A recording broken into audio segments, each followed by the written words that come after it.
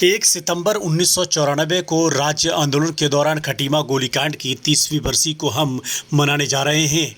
इस आंदोलन में जहां पुलिसिया बर्बरता की वो कहानी देखी गई जिसको याद कर आज भी आंदोलनकारी सिहर उठते हैं।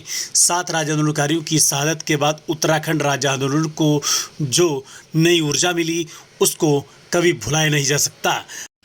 उत्तराखंड राज्य निर्माण की पटकथा को लिखने वाले खटीमा गोलीकांड के आंदोलन को लीड करने वाले प्रमुख राज्य आंदोलनकारियों की जुबानी हम उस गोलीकांड की बर्बरता व पूरी कहानी को आइए आपको सुनाते हैं।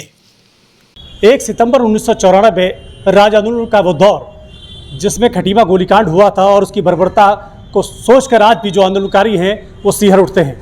तो आज का वो दिन हम 30वीं वर्षगांठ मनाने जा रहे हैं। हमारे साथ वो प्रमुख आंदोलनकारी हैं जिन्होंने उस दिन 1 सितंबर 1994 को इस आंदोलन को लीड किया था। हजारों लोग सड़कों पर पृथक राज्य की मांग को लेकर उतरे थे। तो मैं आपसे तारुफ कराना चाहूँगा जो लोग प्रमुख आंदोलनकारी हमारे साथ हैं। भगवान जोशी हैं जो कि प्रमुख आंदोलन के तौर पर इस पूरे आंदोलन को उन्होंने लीड किया था और महत्वपूर्ण भूमिका राज्य आंदोलन जो पृथक राज्य की मांग थी उसको पूरा करने में उनकी रही है। प्रकाश तिवारी जी हमारे साथ। प्रकाश तिवारी जी प्रमुख आंदोलनकारी हैं, किसान नेता के रूप में अपनी पहचान रखते हैं खटीमा के अंदर।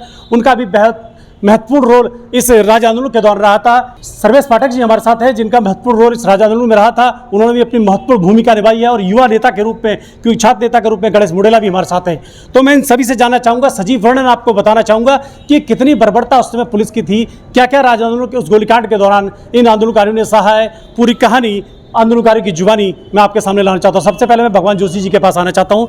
जोशी जी, 1 सितंबर 1994 आज भी वो दिन हम भूल नहीं पाते हैं क्योंकि वो गोलीकांड 7 राज्य आंदोलनकारियों ने एक खटीमा से शहादत दी थी और वो एक ऐसा टर्निंग पॉइंट था जिसने पूरे राज्य में उस आंदोलन की दशा और दिशा को बदल दिया था।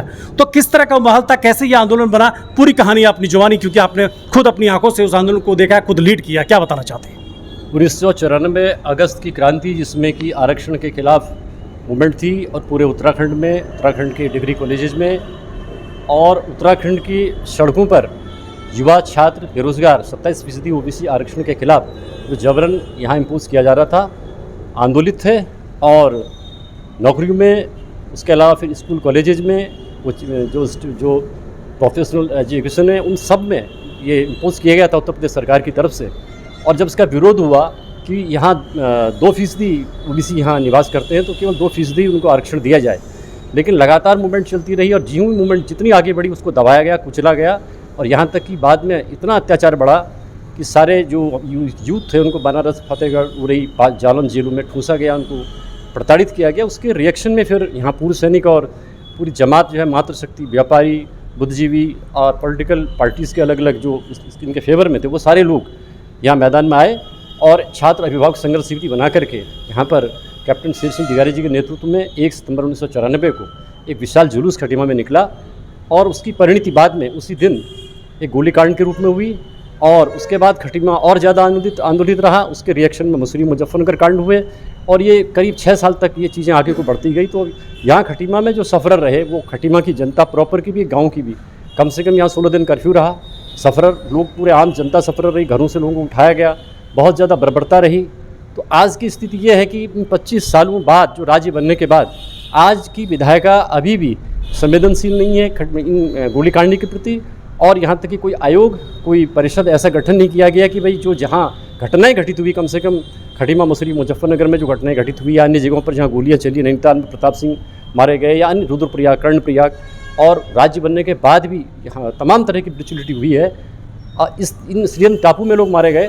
तो उनकी विशेष रूप से हमारी मांग है कि उन बिंदुओं पर तो कम से कम विशेष जाँच होनी चाहिए थी और उसमें ये शॉर्ट आउट होना चाहिए था कि इनकी भूमिका थी, मारा किसने, और इनकी कई लोग तो जस्टिफाई नहीं हो पाए हैं और जो लोग जेल हो गए, घायल हो गए, सक्रिय भूमिका में रहे, उसमें लोगों ने जिस तरह से भी उनको जस्टिफाई किया, किसी को न्याय मिला, किसी को नहीं मिला। तो मैं इसमें लबोलुबाब ये कहना चाहूँगा कि अभी भी जब तक सरकार केवल चिन्हीकरण समिति बना करके कुछ लोगों को चिन्हित करने का काम करती है या कुछ को छोड़ देती है, यहाँ तक सीमित रहती है, ये अन्याय है। आज भी डिमांड हम करेंगे कि जो ब्रूटलिटी हुई, जो दुर्घटनाएं हुई, जिस पर कि 10 लाख, 2.5 लाख, 50 हज़ार का कंपनसेशन मिला इलाहाबाद हाईकोर्ट से और जस्टिफाई हुआ, माननीय सुप्रीम कोर्ट ने भी इस बात को कहा। अभी तक उत्तराखंड सरकार ने, किसी भी सरकार में आयोग का गठन नहीं हुआ, एक जुडिशियल बॉडी इसमें अभी भी बने और जो दुर्घटनाएं हुई हैं, जहाँ बड़े बड़े घटनाएं घटी हुई हैं, 42 लोग मारे गए हैं, आखिरकार कई घायल हुए हैं, संघर्ष हुआ है, तो उसका आयोग भी आज भी गठित होना चाहिए। तो मैं जोशी जी आपसे जानना चाहूँगा, वो आयोग का गठन, वो आपकी मांगे हैं, आपकी भावना है, क्योंकि राज्य आंदोलन की लंबी लड़ाई आप लोगों ने लड़ी है। लेकिन खटीमा गोलीकांड की बात अगर कहते हैं तो खटीमा गोलीकांड में 10,000 से ज़्यादा के लोग, जो आंकड़ा है कि भीड़ सड़कों पर थी, उसमें महिलाएं, बच्चे, युवा और राज्य आंदोलनकारी तो सारे थे और पूर्व सैनिक सहित कई लोग थे। तो जो मैं उसी भूमि पर खड़ा हूँ, पुरानी तहसील परिसर पर, जहाँ पर एक बराबर गोलीकांड हुआ था, और ये जो गोलीकांड पुलिस ने किया था, छतों पर वो लोग मोर्चा संभाल के बैठे थे जब गोलीकांड, ऐसी बात अभी तक सामने आती है। तो कितनी सच्चाई उसमें है, किस तरह का गोलीकांड था, कितनी बर्बरता थी? बिल्कुल सत्य है, प्री प्लान था, एक दिन पहले से ही साजिश थी, स्टेट गवर्नमेंट उसमें इन्वॉल्व थी, डिस्ट्रिक्ट एडमिनिस्ट्रेशन उसमें इन्वॉल्व था, और पूरी तरह से टारगेटेड जो भी लोग फ्रंट लाइन में थे, जिसमें प्रकाश तिवारी जी थे, जिसमें सुरेश पाठक जी, बहादुर पाटनी जी, मोहन चंद जी, गोपाल सिंह बिष्ट जी और तमाम पूर्व सैनिक, उसमें डिगारी जी, ये सारे लोग टारगेट में थे, और दान सिंह रावत जी भी उसमें थे। ये सारे शूट एंड साइट की स्थिति में थे, लेकिन चूंकि ये लोग नेतृत्व कर रहे थे, इन्होंने एक्स्ट्रा प्रिकॉशन लिया था और इन्होंने बाद में भी इस मूवमेंट को लीड किया। लेकिन ये तय है कि ये उसी दिन सेम डे नहीं हुआ, बल्कि ये बहुत बड़ी सोची साजिश के तहत हुआ, और इसमें लोग और ज़्यादा मारे जा सकते थे, लेकिन लोगों ने उसमें मुकाबला किया और अहिंसक होकर के मुकाबला किया, और बहुत बड़ी सेक्रीफाइस से इस राज्य का निर्माण हुआ। तो ये प्री प्लान था गोलीकांड, जो राजदोल के दौरान था। डीके कैन कोतवाल हुआ करते थे। तिवारी जी, मैं आपसे जानना चाहता हूँ, आप लीड करते थे, आप प्रमुख लीडिंग रोल में थे, तो जब पहली गोली चली, आप लोगों को संज्ञान में होगा, कैसा भय था, कैसा माहौल था, क्योंकि हजारों की भीड़ थी? क्या एक लाइव आप बताना चाहते हैं? देखिए, उस दिन कम से कम जो है 10,000 आदमी इस उत्तराखंड की मांग करते हुए खटीमा की सड़कों पर था। और मुझे अच्छी तरह याद है कि जब जुलूस जो है कंजाबाग रोड से घूमा और थाने के पास लगभग हम लोग थे, तो हमने देखा कि सबसे पहले पत्थरबाजी जो है थाने के छत से हुई है, और उसके बाद हमारे आंदोलनकारी आंदोलित हुए, और जिनको की भूतपूर्व सैनिक जो हमारे थे, शेर सिंह दिगारी जी के नेतृत्व में, उनने साहब उस भीड़ को थाने के अंदर प्रवेश नहीं करने दिया। यदि वो सैनिक जो है हमारे थाने के अंदर प्रवेश हो गए होते, तो पुलिस वाले भी काफ़ी इस संख्या में उसमें मारे जाते। और उसी बात का नाजायज़ फ़ायदा उठाते हुए डीके केन ने जो है, वो हमारे यहाँ पर निहत्ते कुछ आंदोलनकारी तहसील परिसर में थे, कुछ कहीं थे, और उसने आनन फानन में और प्रशासन को अपने गिरफ्त में लेकर आदेश करवा के गोलीबारी शुरू कर दी। सबसे पहली गोली जो है इसी तहसील में जो है हमारे आंदोलनकारी को लगी। उसके बाद कई जगह इनने मार गोलीबारी की, जो हमारे आंदोलनकारी जो है कई शहीद हो गए, कई घायल हो गए, और काफ़ी कुछ लोग आंदोलनकारी जो है उसमें, जिनका जो नेपाल से भी कुछ लोग आए हुए थे, वो ऐसा प्रतीत हुआ है कि उनकी भी मृत्यु हुई है। लेकिन 17 दिन तक जो कर्फ्यू रहा, हम लोग अपने अपने ठिकानों में बंद थे, क्योंकि ये बिल्कुल हम लोग टॉप हिट में थे। हम कई लोग, हमारे साथी कुछ बहादुर पाटनी और गोपाल सिंह राणा जी, ये नेपाल भाग चुके थे, और कई लोग जो है इधर उधर दुबक गए थे, क्योंकि जो टॉप लिस्ट में थे। तो 17 दिन तक किसी को भी जो है यहाँ बाहर नहीं निकलने दिया, और डीके केन और पुलिस की बर्बरता लगातार जारी रही, और ताकि उनने सबूत मिटाने की काफ़ी कोशिश की, लेकिन कहाँ तक वो सबूत मिटाते।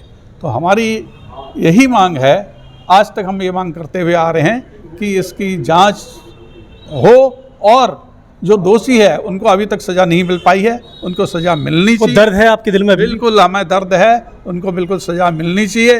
वो आज मजे से घूम रहे हैं, कोई उनकी कुछ सुध लेने वाला नहीं है। तो हमारी सरकार से ये मांग है कि उनको जो है पनिशमेंट मिलना चाहिए।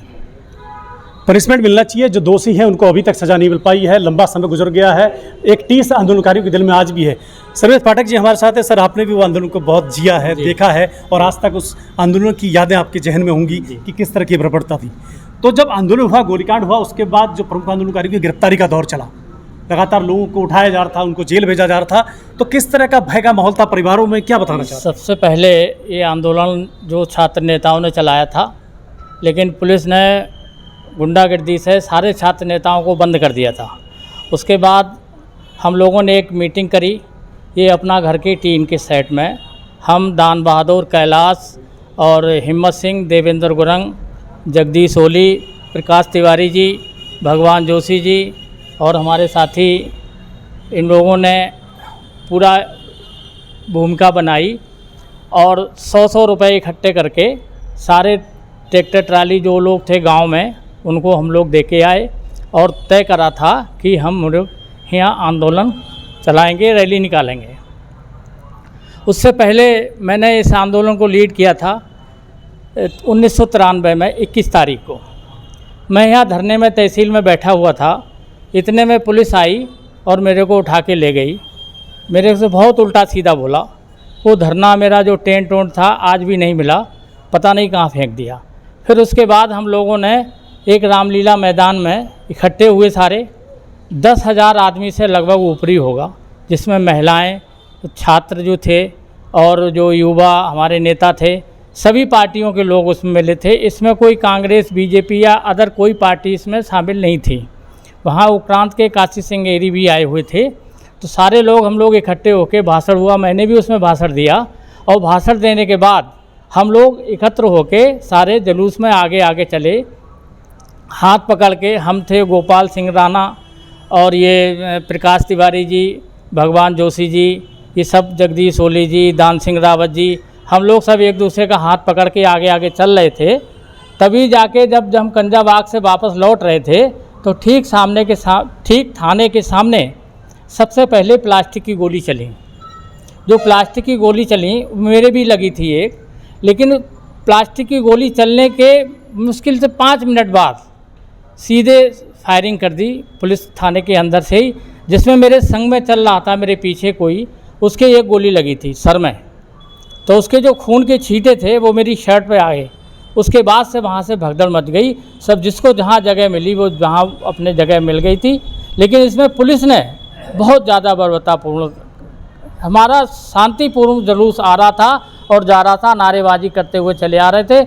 लेकिन ये पुलिस की जो इसमें तत्काल में वहाँ पे जो कोतवाल थे, डीके कैन थे, उन्होंने ही ये गोलीकांड कराया। जबकि सीओ त्रिपाठी जी थे और एसडीएम मिश्रा जी थे, ये लोग नहीं चाहते थे कि कोई गोलीकांड का आदेश दिया जाए, लेकिन उन्होंने इसको उसमें थाने के अंदर बंद करके दोनों एसडीएम और सीओ को उनसे ज़बरदस्ती आर्डर पर साइन करा के डीके कैन ने उसके बाद गोली उन्हें फटाफट चलवाई है। जी बिल्कुल, डीके कैन की वो बर्बरता, वो हठधर्मिता की आंदोलनकारियों पर गोलीकांड करना है, वो कहानी पाठक जी ने बताई है। लेकिन युवाओं के रोल को भी इसमें नजरअंदाज नहीं किया जा सकता, क्योंकि राज्य गठन की जो मांग थी उसमें युवाओं का बहुत रोल था। युवाओं से ही ये जो मांग थी वो शुरू हुई थी और ऐसे ही युवा हमारे साथ मौजूद हैं।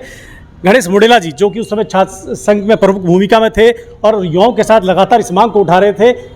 अभी दो उत्तराखंड राज दो की मांग को लेकर युवा सड़कों पर उतरे थे। मुडेला जी, युवाओं का बहुत अहम रोल रहा, युवाओं को ही सबसे पहले उठाया गया, उन्हीं को जेल भेजा गया, कि चाहे आरक्षण की बात हो चाहे कोई अन्य विषय हो, पुलिस ने सबसे पहले युवाओं को टारगेट किया, क्योंकि युवा जिस दिशा में चल पड़ते हैं उस दिशा में भविष्य और दिशाएं बदल जाती हैं। तो युवाओं को टारगेट करने के पीछे क्या कारण रहे, युवाओं को किस तरह उत्पीड़न किया गया, क्या आप बताना चाहते हैं, क्या आपकी यादें हैं? सबसे पहले तो मैं आपका धन्यवाद करना चाहूँगा।